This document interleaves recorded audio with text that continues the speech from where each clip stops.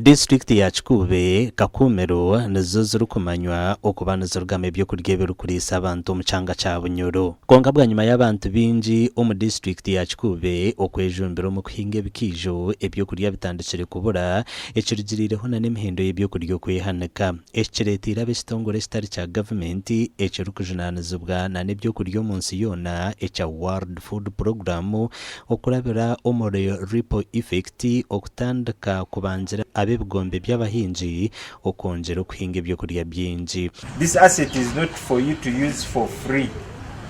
It is for you to use to grow Buhumuro to greater heights. So you don't expect even members to come and say, the tractor, we got a tractor for Buhumuro. Let it come and dig for free. Yeah?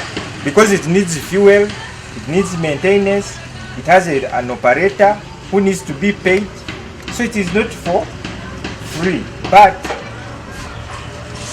as a group you can agree how to optimally put it to use. Aba babanjire kimwe habigombe by'abahinji omuri Chikube na tractor barirwe miliyoni 800 hamwe na drum ya mizi. Member aine eka ishatu kana hingira omweke so okureba ngo bahinga mu bwingi nuko cyatuma tractor eba ehindure omuhingiro yabo bahinga mu bwingi then batunze cyo kurya bagaruke baguze omubwingi abo kuba ntwende kureba ngo bashoroze ibicori byabo cooperative byabo bagaruke baguze omurundi gumwe. Fatuma Businge orukutware bigombe by'abeterine hamwe na John Aruguma obibyo bushobozi bagamba ngo kukozesa mukono n'ekirugera aho abantu kuguma mu bworo no barabe no bafayo gukora. Tulina tractor nkamukage zikora kandi zino tiziri nti ngugama ngu kale ziri zoga ezindi za organizations nka cooperatives and some organizations then ezindi ziri zaba individuals nizo ziba in supporting ebyo bulimi mu district.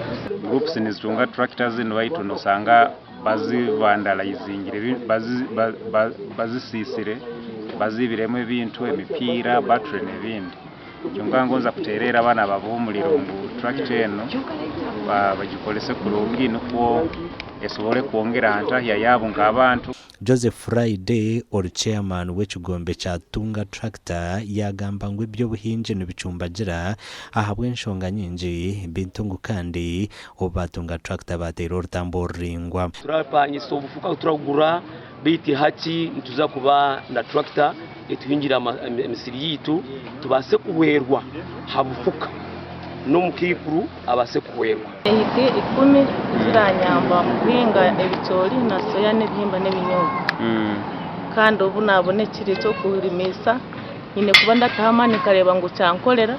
District ya Chikube hati yahikamo tractor mukaga kandi umuryezi iberneza government amakuru agagasha kwa Ambrose Nwagaba Katoto.